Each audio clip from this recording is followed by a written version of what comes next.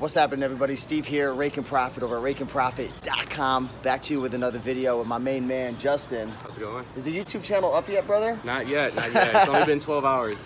So Justin is an ex-employee of eBay. Used to work there. You said you loved working Absolutely. for eBay. And we recorded another video that's probably already been posted. But I was talking to my good friend Ryan over at Rally Roots, and he was telling me a situation where, hopefully Ryan, this is okay to share, but I think this will help a lot of people.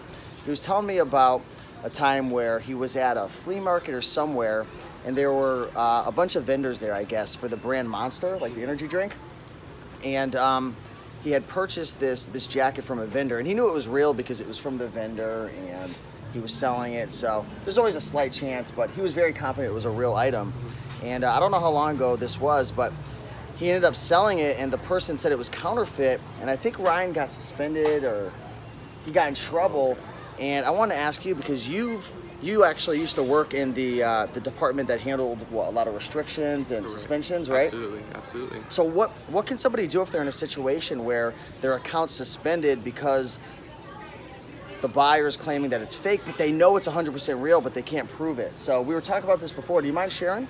Absolutely. So when it comes to fake items or replicated items, eBay really doesn't go through and look at these things because they can't verify it themselves, right? So the companies that are high branded or just certain brands that want to protect their brand and their reputation, they actually have their own agents that will go through and report to eBay legal documentation saying, hey, these are not authentic, or we believe them to be unauthentic. You know, you need to take these down, you know, with the threat of legal issues. And so eBay doesn't really have a choice. eBay just says, hey, look, we got the paper from the direct brand. They said this is not something that they support or they want on here, or maybe they're not sure.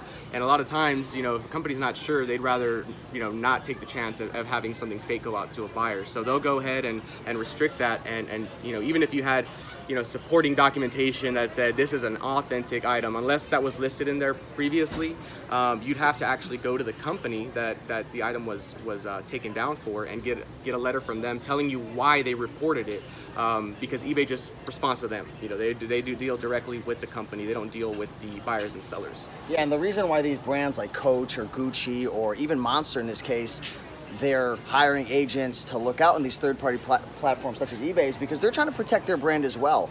As a consumer, if you receive an item from Monster and it's fake, even though in this situation it wasn't, the customer's going to be pissed off not at eBay but at Monster. They might shop with a competitor. So all brands, even eBay, eBay's trying to protect its brand. Monster, Gucci, everyone's trying to protect their brand. So I think this is just a risk that's involved with sourcing anything outside of direct from manufacturer or wholesaler. Do you have any other advice for people who are thrifting and they're going after these higher end brands? Is it just proceed with caution, or any advice? Well, that's probably one of the main things. I would say, you know, when it comes to those high brands, you know, if you're not selling it locally and you're going to put it on a marketplace where there's a high chance that, you know, even if it's a 50-50 shot, you know, it might be best not to risk it because you're putting your account at risk just for one item. And if you're not 110% sure on yourself that you've seen, you know where it came from, or you've seen the certificate of authenticity, or you deal with these specifically, and like I said, if you're not 100% sure,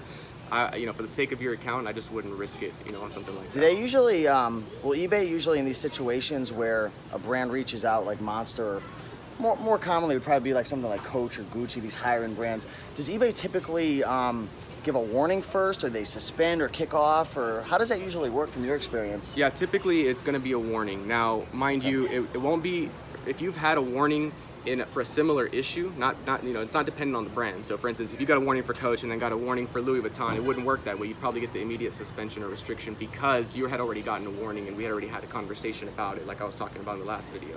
So in this case, yeah, everybody gets a warning. You know, eBay wants to just inform everyone and say, hey, look, there's some questions that we have on this thing. You know, either we'll ask for you to contact us or contact them, or they'll just go ahead and say, you know, please don't list this again, you know, and the email will tell you. Sometimes I've seen the email where it says, go ahead and relist it, just put it in this category, or make sure you put this number in here or something like that. But if they're, you know, kind of telling you, hey, in a nice way, don't list it again, they'll tell you, please refrain from listing this item again. Yeah, so just be careful, especially if you're new and you're selling on eBay. Be careful with like the very, very high-end brands. There's so many brands out there that are kind of known to go after you in a sense, like the high-end brands like the Gucci's, the Louis Vuittons, the Chanel, the Coach even in a sense. And you know, I don't blame these brands for coming after some of us sellers, because we are at times selling these items fake. They are bootlegged very well at times.